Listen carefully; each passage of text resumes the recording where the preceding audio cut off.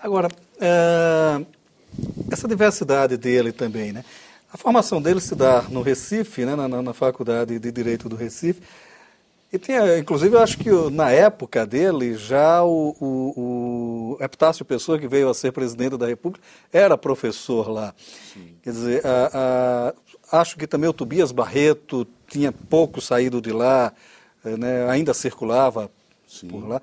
Quer dizer, havia essas certas eminências muito fortes, né, da política dentro dos estudos de direito, né? De certa forma, isso também cunhou a vida do Clóvis Bevilacqua com essa divisão entre o direito e a política também, né? Sem dúvida nenhuma. O Clóvis pertenceu à chamada Escola do Recife, de que participava, como você disse, o Tobias Barreto, o Silvio Romero, que eram expressões da inteligência nacional, né, um movimento filosófico de renovação do pensamento brasileiro importantíssimo, que, aliás, tem desdobramentos até hoje, né, uma visão culturalista. Além disso, o Antônio Paim faz uma ligação dele com o liberalismo que está se discutindo hoje. Exatamente. Né, o próprio professor Reale, o multiculturalismo, de alguma maneira, tem um berço nascedouro aí na Escola do Recife. Né. De outro lado, o Clóvis ele era um grande literato. Ele, já muito jovem, produziu... ele escrevia de uma maneira muito bela, ele tinha um texto muito saboroso, né? Seja texto jurídico, seja texto de história ou de crítica literária. Ele, por exemplo, foi a primeira pessoa a escrever no Brasil sobre o escritor russo Dostoiévski, o que não é pouco, né? Porque é um dos grandes nomes da literatura universal. Naquela época, o acesso que se tinha a essa literatura era muito restrito, não é? O Clóvis produziu estudos de criminologia e direito, né? Quer dizer, ele tinha uma visão antropológica na época, ele tem afirmações extremamente avançadas para aquele tempo histórico. Por exemplo, quando ele critica a adoção da pena de morte, dizendo do risco que havia do erro judiciário, isso há 120 anos. Quando ele defendia como constituinte na primeira constituinte republicana do Ceará, em 1891, a necessidade da penetração da vontade popular no processo legislativo. O Clóvis defendia a necessidade de que a Constituição do Ceará fosse fruto de um referendo, quer dizer, que ela fosse aprovada, votada, que o texto fosse referendado pelo povo. Essa é uma questão atual ainda hoje, né, Maurício? Quer dizer, hoje ainda se discute a necessidade de ter o povo participando do processo legislativo, né? Quer dizer, todo o poder emana do povo, ele emana e ele tem que ser referendado pelo povo. E a gente ainda tem uma participação popular no processo legislativo extremamente incipiente, né? O que leva instituições, por exemplo, como o Conselho Federal da Ordem dos Advogados do Brasil, a defender essa necessidade da penetração da vontade popular com muita ênfase, mas ainda é uma questão de cidadania que está muito aquém do desejado, né? E o Clóvis, já antevendo a necessidade disso, inclusive ele chega a renunciar ao mandato parlamentar dele, como deputado constituinte estadual na época, né, do Ceará, por não concordar com a rejeição da proposta de referendo, né? Quer dizer, ele era um cidadão com uma visão bastante arejada, adiantada para o tempo mesmo, né? Esse diálogo dele constante com a academia o leva, com a literatura, de certa forma, o leva a ser um dos fundadores da Academia Brasileira de Letras também, né? Eu acho que, salvo engano, a cadeira que o patrono era o Franklin Távora, né? Exatamente. Era outro cearense também, isso né? Isso mesmo. Uhum. Mas como é a ligação dele com essa literatura, quer dizer, com esses intelectuais que estavam ali, Joaquim Nabuco, Machado de Assis, né, o pessoal que estava fazendo a academia, né? É verdade, quer dizer, na verdade, eu acho que é um reconhecimento. A academia ela começa a ser criada em 1896 e é efetivamente fundada em 1897. Antes, portanto, de o Clóvis ter sido convidado para redigir o projeto do Código Civil. Então, eu diria que ele foi um dos fundadores muito por isso mesmo, pelo mérito dele como intelectual, como literato, como pensador do Brasil. Ele tinha uma atividade mesmo, que eu diria, como sociólogo, né? Então, ele é fundador da academia pelos seus méritos de grande intelectual, de grande jurista, grande intelectual, historiador. O Clóvis fez a história da Faculdade de Direito do Recife, que é uma obra de referência, né? Eu diria, não só sobre a própria Faculdade do Recife, que é a primeira do país, junto com a Faculdade de Direito do Largo São Francisco, da USP, de São Paulo, mas a obra é uma referência para a história da educação superior no país, né? Um trabalho meticuloso.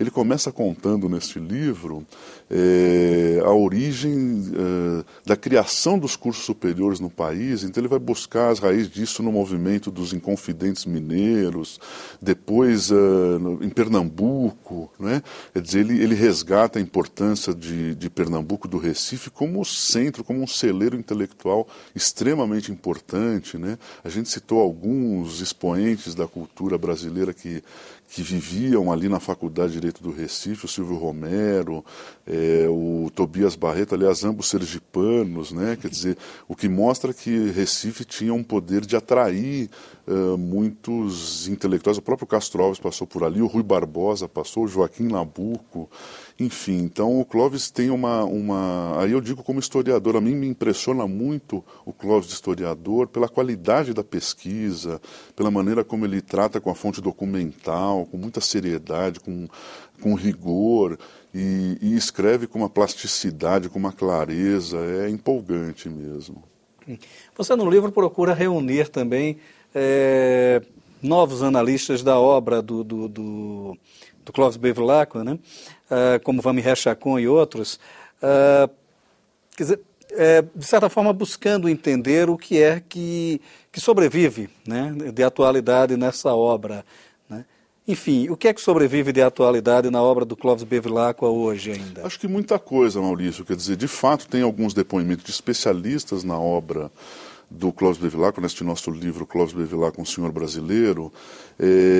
Depoimento, por exemplo, do professor Moreira Alves, José Carlos Moreira Alves, ex-ministro do Supremo Tribunal Federal durante quase 30 anos, e foi presidente do Supremo e um grande civilista, e mostra a atualidade de muitos princípios que o Clóvis criou no campo do direito civil que se mantêm atuais.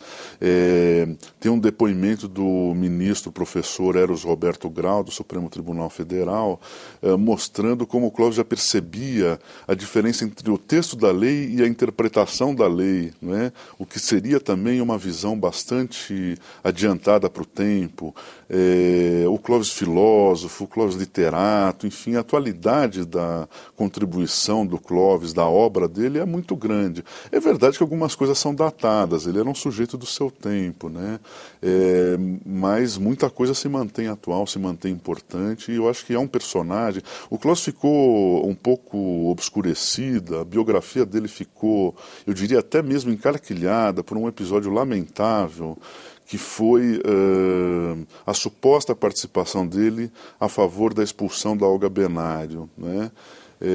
Isso aconteceu por conta de uma passagem bastante obscura do livro Olga, do jornalista Fernando Moraes, em que ele atribui supostas declarações ao Clóvis a jornais que ele não identifica, ele não cita as fontes, portanto a gente não sabe se é um jornal, se é mais de um, nem qual jornal, quais publicações, nem de quando, em que o Clóvis teria endossado a expulsão da Olga. Eu questiono isso no nosso livro, Clóvis Bevilacqua, um senhor brasileiro, porque há uma imprecisão na citação dessas fontes. E depois do muito que eu pesquisei sobre o Clóvis, o que eu encontrei sempre foi um democrata, um liberal, uma pessoa a favor dos direitos humanos. Imagina, em 1932, o Clóvis Bevilacqua ele escreve de próprio punho um parecer contra a xenofobia, quer dizer, contra a discriminação a qualquer estrangeiro, por qualquer motivo étnico, que na época era uma posição extremamente corajosa. Ele faz isso como consultor jurídico do governo, é um documento oficial, né?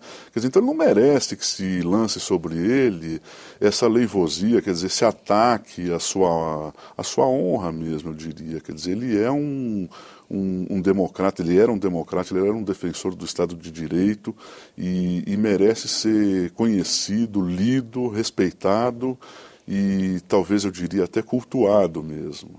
Quer dizer, esses 150 anos de nascimento do Clóvis Bevilacqua, ele serviria para esse tipo de reflexão e é basicamente o que você busca fazer com o livro, então. Exatamente, é isso mesmo, quer dizer, é jogar luz sobre a vida e a obra desse grande brasileiro.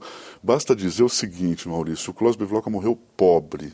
Isso também é fato, a gente documenta até, tem aí o esboço de partilha dos bens do Clóvis, e ele morreu sem bens, ele morreu pagando aluguel. Imagina o que era o grande jurisconsulto, que dava pareceres privados e não cobrava por isso muitas vezes, né?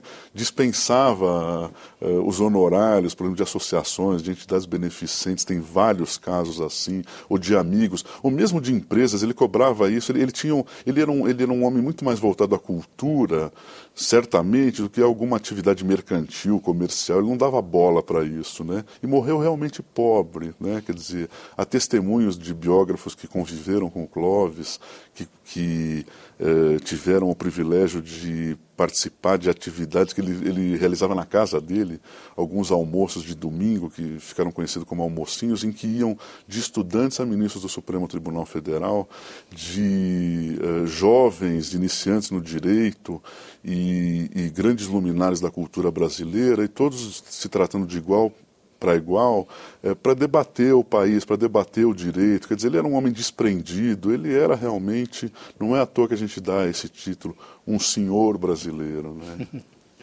Tá ótimo. Cássio, muito obrigado por sua participação aqui no Cidadania.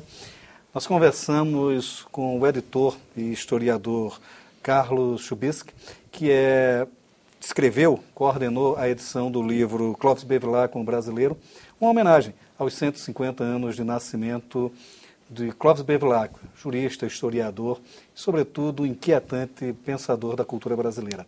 Obrigado por sua audiência e qualquer crítica, qualquer sugestão de pauta, você pode escrever para o e-mail www.senado.gov.br.